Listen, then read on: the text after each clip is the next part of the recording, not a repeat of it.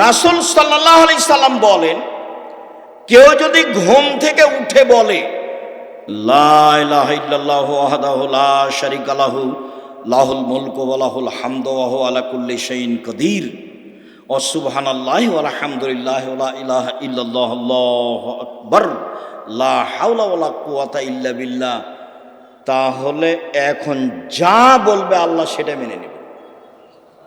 যেটা বলবেন সেটাই শুনবেন, যেটা বলবেন সেটাই শুনবেন। ঘুম থেকে উঠে এই দোয়াটা পড়তে হবে, লা ইলাহা ইল্লাল্লাহু ওয়াহদাহু লা শারীকা লাহু লাহুল মুলকু ওয়া লাহুল হামদু ওয়া হুয়া আলা কুল্লি শাইইন কাদির ওয়া সুবহানাল্লাহি ওয়া আলহামদুলিল্লাহি ওয়া লা ইলাহা ইল্লাল্লাহু আল্লাহু আকবার ওয়া লা হাওলা ওয়া লা কুওয়াতা ইল্লা বিল্লাহ।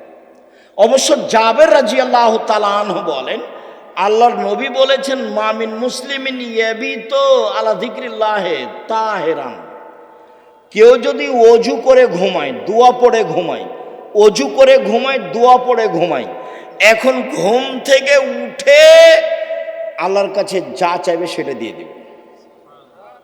মা ইয়াসআলু মিন খাইরিন মিন আমরি দুনিয়া ওয়াল আখিরাহ, ইহকাল পরকালের যেটা চাইবেন সেটা দিয়ে দিবেন, যেটা চাইবেন সেটা দিয়ে দিবেন। এই কথাটা লাগানো আছে ওযু করে ঘুমাতে হবে। কি করে ঘুমাতে হবে? ওযু করে ঘুমাতে হবে। জি, উপস্থিত দিনী মুসলিম বোন, বুঝতে পারছেন কিছু? না হইচই করে এসেছেন আর হইচই করে যাচ্ছেন? কিছু আল্লাহকে ডাকতে শিখুন, বলতে শিখুন। আল্লাহ রাসূল বলছেন যে কুরাইশদের মহিলারা সবচেয়ে উত্তম। কেন? দুইটা কাজে তারা বেশি আগ্রহী, যত্নবান। এক, নিজের ছেলেকে লালন পালনে তারা খুব যত্নবান, এই জন্য সবচেয়ে ভালো। দুই, স্বামীর সম্পদকে হেফাজতে খুব সতর্ক, এই জন্য ভালো। আল্লাহ রাসূল বললেন যে একজন মহিলা ভালো হতে পারে তার দুইটা গুণে। এক, বাচ্চাকে ভালোভাবে লালন পালন করে। দুই, স্বামীর অর্থ সম্পদকে ভালোভাবে দেখাশোনা করে, নষ্ট করে না। যখন আল্লাহ রাসূল বলেন খায়রুন নিসায়ে, সবচেয়ে উত্তম নারী কে? এক, স্বামীর সাথে কথা বললে হাসি মুখে বলে। দুই, স্বামী আদেশ করলে পালন করে। তিন, স্বামী যখন বাড়িতে থাকে না তখন নিজেকে হেফাজতে রাখে আর স্বামীর অর্থ সম্পদ হেফাজতে রাখে। ভালো নারী। কিভাবে সংসার করেন জানা নাই। আপনার জীবনে আমার পক্ষ থেকে দুইটা উপদেশ থাকছে। একটা হলো স্বামীর সামনে অভিমান করবেন না। অভিমান নেই, অভিমান বলে কোনো জিনিসই নেই। অভিমান করলেই শয়তান আপনার ক্ষতি করবে। অভিমান কি? অভিমান আমাকে স্বপ্নপুরী দেখাতে নিয়ে গেল না। অভিমান কি? নাটোরের রাজবাড়িটা আমাকে একদিন দেখতে নিয়ে গেল না। অভিমান কি? এই কুরবানিতে একটা শাড়ি দিল না। এগুলো অভিমান। অভিমান করলেই শয়তান সুযোগ পায়। আর যদি আপনি বলতে শিখেন, যেভাবে আপনি রাখবেন আমি সেভাবেই খুশি, মোটা কাপড়ে আপনি খুশি তো আমি খুশি, চিকন কাপড়ে আপনি খুশি তো আমি খুশি, আমার পক্ষ থেকে প্রতিবাদ নেই, অভিমানও নেই, তো শয়তান কি করবে তাহলে? তো শয়তান মুখ বন্ধ করে সরে যাবে। আর যদি খালি অভিমান করেন আর যদি পূর্ণ না করে থাকে, তাহলে সারা রাত শয়তান আপনাকে বলবে হলো হলো, 3 মাস আগে একটা কথা বলেছিলি সেটাও মানেনি, গত রমজানে একটা শাড়ি চেয়েছিলি সেটাও মানেনি, হলো। তোকে তোর কোনো কথাই মানবে না। তখন ঘুম থেকে উঠেও বলে যে তোর সংসারই করবো না, যা তুই আমাকে বাদ দে, তুই সংসারই করবি না, এখনই ছেড়ে দে, এখনই ছেড়ে দে, আমি তোর সংসার করব না। তখন এ নিরুপায় হয়ে বলে যে যা তাহলে করবি না তো কি করবো, আর 1 তালাক 2 তালাক 3 তালাক, যা। যেমন 3 তালাক বলা হয়েছে তখন আর শয়তান নেই, চলে গেছে। এখন দুইজনই ফ্রি। ইন্না লিল্লাহি ওয়া ইন্না ইলাইহি রাজিউন। এইবার ছেলে মেয়ে 3টে, যে খুব ঝামেলা, কয়দিন পরে দেখবেন স্বামী কাঠগড়ায় একদিকে আর স্ত্রী কাঠগড়ায় একদিকে। কয়দিন আগে একসাথেই ছিল। অভিমান করবেন না জীবনে। আপনি আমার দিনই বোন, আপনাকে আমি খাটো করতে আসিনি। অভিমান নেই আর প্রতিবাদ নেই। তুমি এই কথা বললে কেন? তোমার মা আমাকে কথা বললো কেন? তোমার বাপ আমাকে কথা বললো কেন? তুমি তোমার মায়ের কথা আমি শুনতে এসেছি? এরকম কোনো কথা চলবে না। ধৈর্যের পরিচয় দিতে হবে, সহ্য ধৈর্যের পরিচয় দিতে হবে, তাহলে সংসার সুন্দর হবে, শয়তান সুযোগ পাবে না। আর আপনাকে বলি, আপনি কোনো সময় মুখ খারাপ করিয়েন না। যখন সাহাবীগণ বললেন আল্লাহর নবী, আমরা স্ত্রীদের কি হক আদায় করতে পারি, ওরা আমাদের কাছে কি পায়, আল্লাহ রাসূল এক নম্বরে বললেন আতেমা মাতায়েমপা তুতেমা মাতায়েমতা, তুমি যেভাবে খাও সেভাবে খাওয়াবা, খাওয়া দিয়ে কথা শুরু। তাকসুয়াহা মাক্তাসাইতা, তুমি যে মানের কাপড় পরো সেভাবে পরাবা। ওলা তুকাব্বে, কটু কথা বলবো না, গালি দিতে হয় না, স্ত্রীকে মারতে হয় না, নিন্দা করতে হয় না, গালি দেওয়া হবে না, সমস্যা আসতেই পারে। আল্লাহ রাসূল বলছেন ওকে বাঁকা হাড্ডি দিয়ে সৃষ্টি করা হয়েছে, আপনি জোর করে সোজা করতে চাইলে ভেঙে যাবে, ভেঙে হওয়া তালাক। আপনাকে ধৈর্যের পরিচয় দিতে হবে। আর তালাক দিয়ে নিজেকে খুশি করিয়েন না, তোকে জব্দ করেছি তালাক দিয়ে, এইটা দিয়ে খুশি করিয়েন না। অন্য পথ দিয়ে খুশি করেন, নিজেকে সান্ত্বনা দেন, তালাক দিয়ে নয়। মানে বেগুনের গাছে আছে, দু তিনটা বেগুন আছে, দুইটা নিয়ে গেলেন, এখনো গাছটা আছে, আর মোলায়ের গাছটা তো গোটাটাই শেষ। তালাক দিলে সবই শেষ। তো যারা বলেছে এক বৈঠকে 3 তালাক, তো রাগে তো বলেছে তোকে 1 তালাক, তোকে 100 তালাক দিলাম যা, তো তারা তো আরো বেকায় দেয়। আব্দুর রাজ্জাক সাহেব নাহি বলেছেন যে এক বৈঠকে 3 তালাক, 1000 তালাক দিলে 1 তালাক, তবুও তো তালাক হয়েছে। স্ত্রীকে তালাক দিয়ে নিজেকে খুশি করিয়েন না, ভুল হিসাব। ধৈর্যের পরিচয় দেন, সংসার ভালো হবে। আর আপনি আমার দিনই বোন, একটু কিছু হলে বলবেন না তোর সংসার করবো না, তুই তালাক দিয়ে দে, তোর সংসার করবো না, তুই তালাক দিয়ে দে, তোর সংসারে থাকবো না, তুই আমাকে রেখেছিস কেন, এত কথা কেন আপনার? ধৈর্যের পরিচয় দেন। যখন শুধু খালি আমার কাছে যত ফতোয়া আছে তার শতকরা 70 থেকে 75% ফতোয়া আছে তালাকের। মনে হচ্ছে মানুষের জীবন এখন তালাক দিয়ে চলছে, একটু রাগ করলেই ও তালাক দিয়ে, ও বলছে তুই তালাক দিয়ে দে, আর এও বলছে তোকে তালাক দিলাম, তোকে তালাক দিলাম। তালাক তো দেওয়া আল্লাহর বিধান, তারপর বলছে ক্ষমা চেয়েছি। ওকে হুজুর নাকি বলেছে যে তালাক দিয়ে ক্ষমা চেয়েছে, তার মানে হুজুরকে ক্ষমা চাইতে হবে আল্লাহর কাছে। তালাক দিয়েছে সেটা তো আর পাপ নয়, সেখানে ক্ষমা চাইতে হবে কেন? বলে আমাদেরকে তওবা পড়িয়ে মিল করে দিয়েছে, বলে হুজুরকে তওবা করতে হবে এখন, হুজুরকে তওবা করতে হবে যে তালাকের তওবা পড়িয়ে মিল করে দিয়েছি। তো তালাকের তওবা কেন? তালাক তো আল্লাহর বিধান। তালাক কার বিধান? আল্লাহর বিধান। তাল্লিকুহুন্না লিইদ্দাতিহিন্না, পৃথিবীর মানুষ তোমরা তোমাদের স্ত্রীকে তালাক দাও যখন সে ইদ্দাত থেকে পবিত্র হয়েছে, সংসার না চললে তালাক দাও, ওটা আল্লাহর নবীও বলছেন। তো সেখানে পাপ হলো কি করে যে তওবা পড়িয়ে তাদেরকে একসাথে করে দিল? তালাক তো একটা বিধান। মানুষের সংসার শেষ পর্যন্ত যদি নাই চলে তাহলে এই পথে ফিরে আসতে হবে। সম্মানিত দিনী ভাই বোন, বলছিলাম 1 মানগত খাবার দিবেন, 2 মানগত কাপড় দিবেন, 3 গালি দিবেন না, নিন্দা করবেন না, 4 কটু কথা বলবেন না, মারবেন না, 5 নিজের বাড়ি ছাড়া কোথাও থাকতে দিবেন না। আপনার বাড়িতে থাকবে, আপনার স্ত্রীটা যে আপনার মাথায় থাকে যেন, হাট বাজারে তাকে যেতে হবে না। আর আপনি মহিলা মানুষ হাটে যান কেন, বাজারে যান কেন? আপনার স্বামী মরেছে, দেবর মরেছে, ভাসুর নেই, দেবর নেই, শ্বশুর নেই, বাপ নেই। যেদিনই কোনো শিক্ষক আমাকে বলে আব্দুর রাজ্জাক সাহেব 2 দিন ছুটি নিতে হবে, কেন? আমার ছেলের আঁকিকা, তখন আমি বলছি আপনার বাপ আছে? বলে হ্যাঁ আছে। শ্বশুর আছে? হ্যাঁ আছে। তো কি ব্যাপার, বাপের সাথে কথা হয় না নাকি? বলে হ্যাঁ হয়। তো আকিকার জিম্মেদারি আপনার মাথায় কেন? আপনার বাপের সাথে সম্পর্ক কেমন? আপনি টাকা দিয়ে বলেন আব্বা একটা খাসি কিনে নিয়ে আসেন, দুটা খাসি কিনে নিয়ে এসেন, আকিকা দেন, আপনার বাপও খুশি হবে। হ্যাঁ বেশ, আমার আর ছেলে আমাকে বলেছে ছেলের কাজ করতে বাপকে খুব ভালো লাগবে, তে মাথা পরি করতে যাচ্ছে।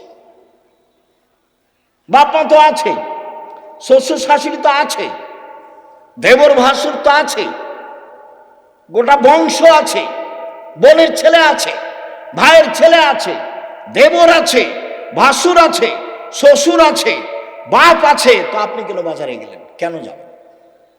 কেন যাবেন আপনি? আপনার পা বড় হলো কেন?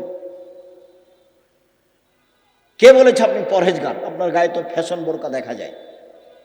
আপনি হাটে বাজারে ঘুরে বেড়ান, স্বামীর সাথে মুখামুখি কথা বলেন, এরর সাথে কথা বলেন, আপনি পরহেজগার? কে বললো আপনি পরহেজগার?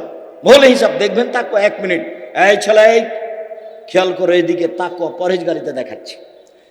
যা জিবরাইল ইলান নবী সাল্লাল্লাহু আলাইহি সাল্লাম, জিবরাইল নবীর কাছে আসলেন।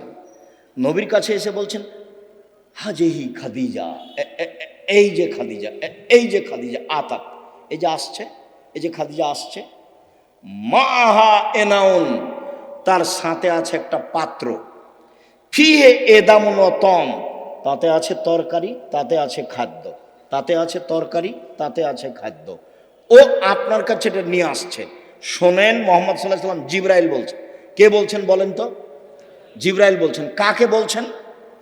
আমাদের নবী মোহাম্মদ সাল্লাল্লাহু আলাইহি সাল্লাম বলছেন, ফাকরা আলাইহা সালাম আমিন রব্বে হাওয়া মিন্নি, ওকে বলে দেন খাদিজা আল্লাহ তোমাকে সালাম দিয়েছে। খাদিজা, জিবরাইল তোমাকে সালাম দিয়েছে।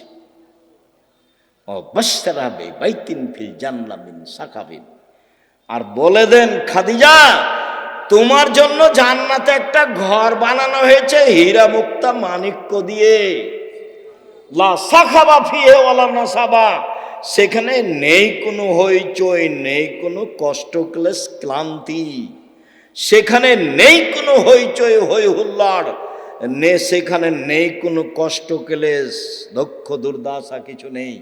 বলে দেন 3টা কথা। 1, খাদিজা আল্লাহ তোমাকে সালাম দিয়েছে। 2, খাদিজা জিবরাইল তোমাকে সালাম দিয়েছে।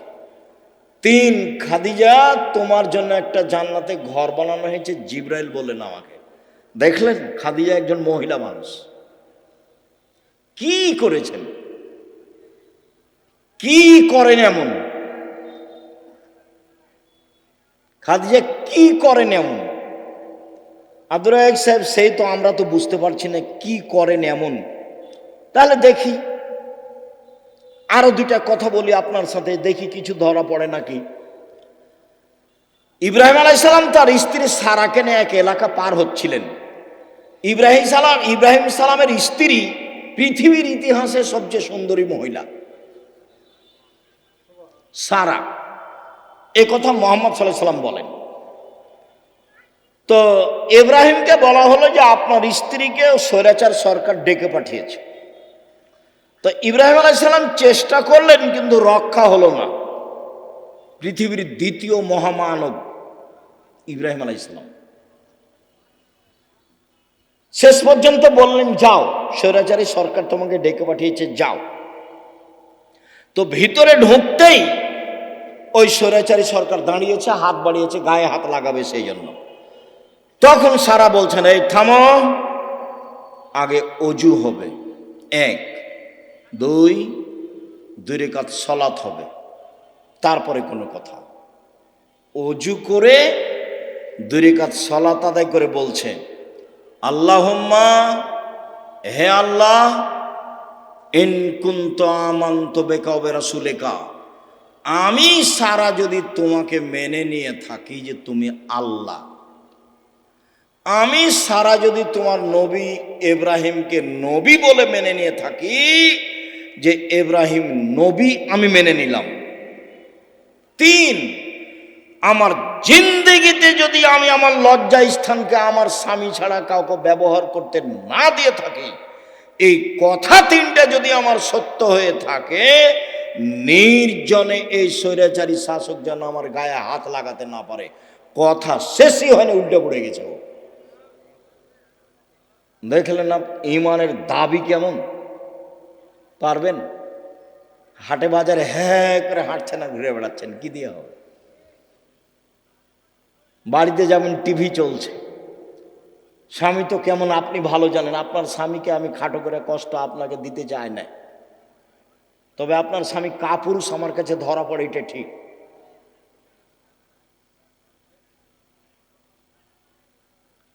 আপনি আমার দিনী বোন, এদিকে এদিকে দেখেন, এক বেশি কিছু আমল নয়। এক, আমি নবীকে মেনে নিয়েছি, আমাদের নবী মোহাম্মদ সাল্লাল্লাহু আলাইহি ওয়াসাল্লাম আমরা মেনে নিয়েছি, আমাদের নবীকে মোহাম্মদ সাল্লাল্লাহু আলাইহি ওয়াসাল্লাম আমরা মেনে নিয়েছি। দুই, আল্লাহকে মেনে নিয়েছি যে তুমি আছো, সব কিছু করতে পারো, তুমি আজিজ, এ তো মেনে নিয়েছি। তিন, জিন্দেগিতে জেনা করিনি, এইটা আমাকে দিতে হবে, দিয়ে দাও। আল্লাহ বলেন ঠিক আছে দিব।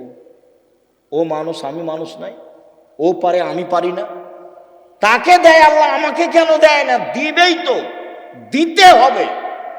আমি যেটা চাচ্ছি সেটা আল্লাহকে কি করতে হবে? দিতেই হবে।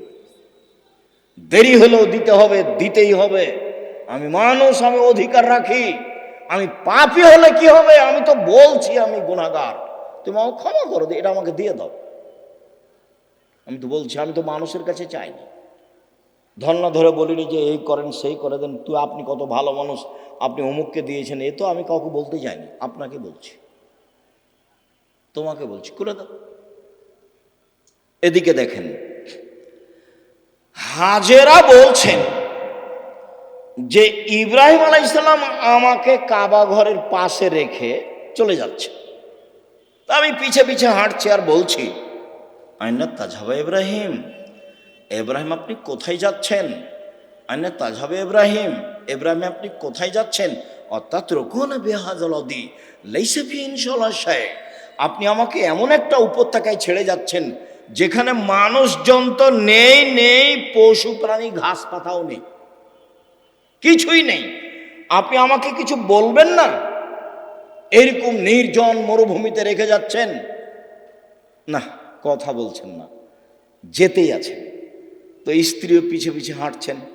এক পর্যায়ে বলছেন, আল্লাহ আমারা কা, আল্লাহ কি আপনাকে এইভাবে চলে যেতে বলেছেন?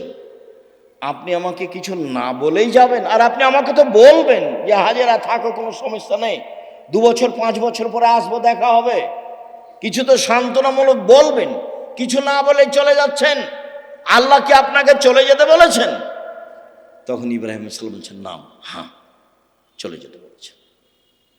তখন তিনি বলছেন, ফালাই সাইয়্যিদুল্লাহ তাআলা, ঠিক আছে, আল্লাহ আমাকে ধ্বংস করবেন না।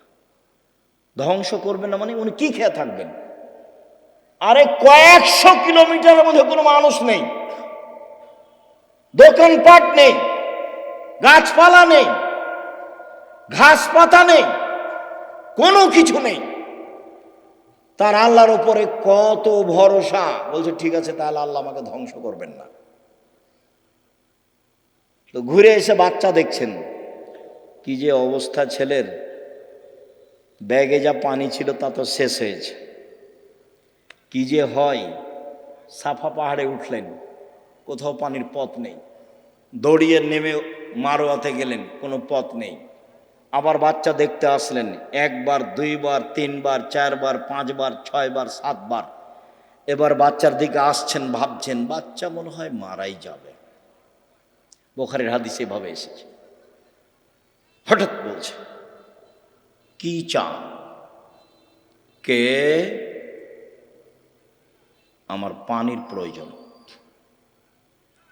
ঠিক আছে, পানির প্রয়োজন বলতেই জিবরাইল বাচ্চার পাশে, জিবরাইল নিজের পা দিয়ে আঘাত করলেন। বাচ্চার পায়ে আঘাত হয়েছে কথা মিথ্যে, বাচ্চার পায়ে জমজম চালু হয়েছে কথা মিথ্যে।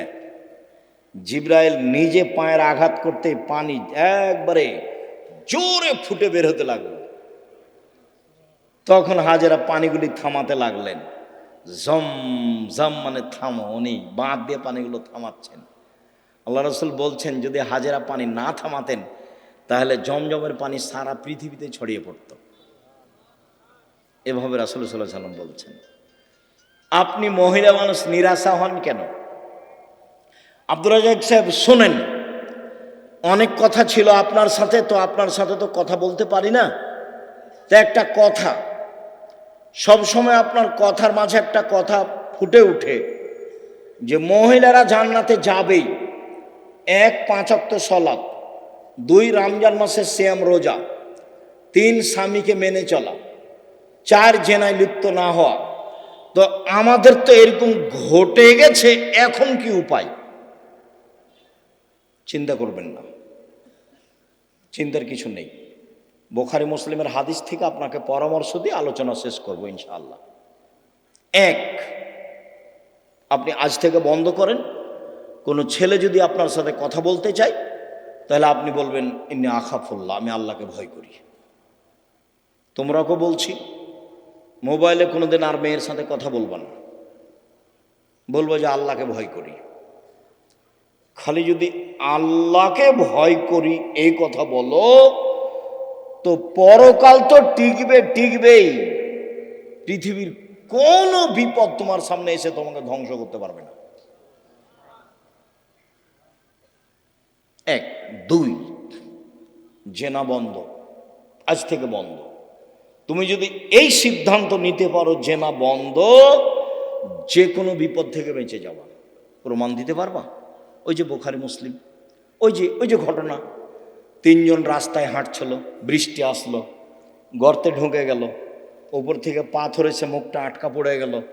একজন বলল যে বাপ মাকে ভালোবাসি, পাথর সরিয়ে দেন। তা আল্লাহ বললেন দিলাম। একজন বলল যে একটা লোককে কাজে নিয়েছিলাম, অর্ধেক দিন কাজ করে চলে গেল, টাকা দিতে চাইলাম, নিল না। আমি ওর টাকা বাড়াতে অনেক গরু ছাগল করে দিলাম। একদিন এসে বলছে আমাকে টাকা দেন। আমি বললাম গরু ছাগল নিয়ে যাও। আমাকে বলছে মজাক করবেন না। না, মজাক করিনি, তুমি সবই নিয়ে যাও। সবই নিয়ে গেছে। তে কাজটা যদি ভালো করে থাকি পাথর সরিয়ে দাও, বলে দিলাম। তার একজন বলছে আমার চাচাতো বোনের সাথে আমি জেনা করতে চেয়েছিলাম, তো আমাকে 200টা স্বর্ণ মুদ্রার কথা বলেছিল। আমার চাচাতো বোন ভেবেছিল আমি গরিব মানুষ, টাকা সংগ্রহ করতে পারবো না স্বর্ণ মুদ্রা। আমি হাড় ভাঙা পরিশ্রম করে লম্বা সময় 200 দিরহাম দেনার জমা করে তাকে দিলাম। আমি জেনায় বসেছি, জেনা করব। তখন আমাকে বলছে দেখ আল্লাহকে ভয় কর, আমাকে অসতী প্রমাণ করিস না। দেখ তুই আল্লাহকে ভয় কর, আমাকে জেনাকারিনী মহিলা হিসাবে গণ্য করিস না, আমাকে অসতী প্রমাণ করিস না। তা আমি অন্যায় করিনি, উঠে গেছি। তো দেখো তাহলে পাথর সরিয়ে দাও। তো আল্লাহ বলছেন দিলাম। এ দেখেন, বোঝা গেল না কথা? আর এদিকে আল্লাহ বলছেন অনাহাল নাফসা আনিল হাওয়া ফাইনাল জান্নাত হিয়াল মাওয়া। কেউ যদি নিজেকে অশ্লীল কাজ থেকে ঠেকাতে পারে, আমি আল্লাহ তাকে জান্নাতুল মাওয়া দিলাম। আপনি রাতের লম্বা আলোচনা আছে, বক্তব্য রেকর্ডিংয়ে আছে, সেখান থেকে নেবেন। আপনাকে নেওয়ার জন্য আন্তরিকভাবে অনুরোধ জানিয়ে কয়েকটি জরুরি কথা, চলাচল বন্ধ করে কথা শুনবেন। আর আমি কোনো সময় আসলে আমার একটা অনুরোধ রক্ষা করবেন, কাজ মাথায় করে নিয়ে আসিয়েন না। আপনি যখন রাস্তায় হাঁটেন, গল্প করেন, তখন আপনার কাজটাকে আমি ঘৃণা করি, আমাকে ভালো লাগে না। আর আমি আমার কথার উপরে খুব বিশ্বাসী যে আমি কোরআন হাদিসের কথা বলি। আমার জীবনে আমি কোনোদিন রূপক অপ্রয়োজনীয় কথা বলিনি। তো আপনার হেঁটে বেড়াটা, আপনার গল্প করাটা, আপনার চায়ের স্টলে বসে থাকাটা, এটা আমি ঘৃণা করি। কাজে এই সময় আপনি আমাকে কাজ দেখাবেন না। কি করবেন গিয়ে? দোকানে বসে থাকবেন, নাহলে বউয়ের সাথে গিয়ে ঝগড়া লাগাবেন। কি কাজ আছে? আমি তো আপনার এলাকায় থাকি, যে আপনার কাজ আমি খুব ভালোভাবে বুঝি। আর জমি জায়গার চাষ যদি বলেন, তা আমার আব্বা কৃষক মানুষ ছিলেন, আমিও কৃষকতাকে ভালো বুঝি। জমি চাষ করা, কিভাবে ধান উৎপাদন হবে, কিভাবে আমার আব্বাকে আমি দেখেছি। কাজে আপনার কাজকর্ম আমি ভালো জানি। উপার্জনের পথ 4টা। এই ছেলে, উপার্জনের পথ কয়টা? 4টা। 1 দিন মজুরি, সন্ধ্যায় টাকা শেষ হবে। 2 চাকরি, 25 দিনে সাধারণত টাকা শেষ হবে। কদিনে? 25 দিনে। বাকি 5 দিন ধার কর্জ করে চলবে। 3, জমি চাষ। মাস শেষে বছর শেষে লাভ লস সমান বা লস বেশি। এবার আলুতে খুব লস থাকলো। 4, ব্যবসা। তখন আল্লাহ রসুল বলছেন সত্যবাদী বিশ্বস্ত ব্যবসায়ীরা নবীর সাথে থাকবে। তাহাজ্জুদ পড়ে থাকা যায় না। 2টা মেয়ের লালন পালন করলে নবীর সাথে থাকা যাবে। 2টা মেয়ের, 3টে মেয়ের লালন পালন করলে নবীর সাথে থাকা যাবে। একটা সহজ পথ নবীর সাথে থাকার, কি? সত্যবাদী বিশ্বস্ত ব্যবসায়ী। আমি বলিনি এই কথা মোহাম্মদ সাল্লাল্লাহু আলাইহি ওয়াসাল্লাম বলছেন। আত্তাজির আসাদিক আল আমিন এখনো ইয়ামাল কিয়ামামা শুহাদা সিদ্দিকুন নবীন নবী। সত্যবাদী বিশ্বস্ত ব্যবসায়ীরা বিচারের মাঠে সিদ্দিক শুহাদা নবীদের সাথে থাকবেন। এটা আমার মুখের কথা নয়। 2, আর তিজারাত মাল কিজবাল হালাফ। ব্যবসাতে মিথ্যা কথা এসে যায়, ব্যবসায় কসম চলে আসে। ফাসুবহু বিসাদকা, দান করে মিটিয়ে দাও। তো দিন মজুরি করলে তো দান করতে পারবেন না, ও তো সন্ধ্যায় টাকা শেষ হয়েছে। চাকরি করলে তো 25 দিনে গেছে, কয়েকদিন ধার কর্জ করে গেছে। আর জমি চাষ করলে তো লাভ লস সবাই বুঝে। তাহলে কিছু করতে হলে কি করতে হবে? ব্যবসা। রিস্ক নিয়ে ব্যবসা করতে হবে, পিছু হটার কোনো সুযোগ নেই। আব্দুর রাজ্জাক সাহেব, আমি করেছিলাম 10 লাখ টাকা লস, চিন্তা করবেন না, পিছু হটার সুযোগ নেই, ব্যবসাই করতে হবে। তবে যে ব্যবসা ধরে আছেন সেটাকে সহজে বাদ দিয়ে আরেকটা করতে যাবেন না, ওটা আল্লাহ রাসূল না করেছে। হ্যাঁ, এইটার চেয়ে একটা ভালো ব্যবসা আপনি বুঝতে পারছেন আপনার বিদ্যা বুদ্ধি দিয়ে, তখন ওটা শুরু করবেন। একটা টোটালেই ছেড়ে দিয়ে আরেকটা যাবেন না, নাহলে মায়ের খাওয়ার সম্ভাবনা আছে। তাহলে রুজি উপার্জনের সবচেয়ে উত্তম পথ কোনটা? ব্যবসা। আমি চকলেট দিয়ে ব্যবসা করতে বলিনি, আমি বলেছি সবচেয়ে কম পয়সার ব্যবসা কি? চকলেট। আমি বলিনি যে চকলেটেরই ব্যবসা করতে হবে। আমি বলেছি শ্বশুরের কাছে যৌতুক নিও না, চকলেটের ব্যবসা করো। তা আমি কি চকলেটেরই ব্যবসা করতে বলেছি, না লোন লাগবে না কিদের ব্যবসা কিসের করতে হবে? কম টাকার। তাহলে লোন নেওয়া লাগবে না। কলার ব্যবসা করতে বলেছি, লোন নেওয়া লাগবে না। আর কলকাতায় হিরোইন কিনে ঢাকায় বিক্রি করতে নিষেধ করেছি, শ্বশুরের কাছে টাকা নিতে নিষেধ করেছি, খুব শক্তভাবে নিষেধ করেছি। এবং এ কথা বলেছি, ভিক্ষা করা টাকা দিয়ে চাউল কিনে ভাত খেয়ে ইবাদত কবুল হবে, শ্বশুরের কাছে যৌতুক নিয়ে এসে টাকা দিয়ে চাউল কিনে ভাত খেয়ে ইবাদত কবুল হবে না। শ্বশুরের কাছে টাকা নেওয়া জুলুম। ওটার নাম কি? যৌতুক। সন্ধ্যা হতে হতে টাকা ফেরত দিতেই হবে যে কোনো মূল্যে।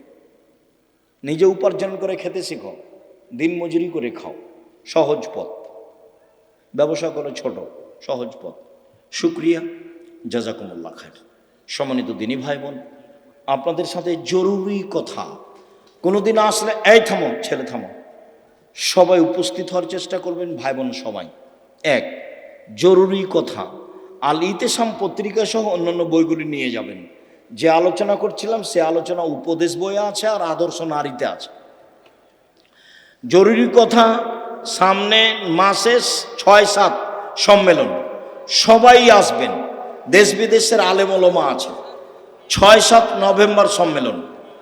আর জামিয়া সালাফে ভর্তির তারিখ হলো 1 জানুয়ারি। ডিসেম্বরে ফরম, 1 জানুয়ারি ভর্তি।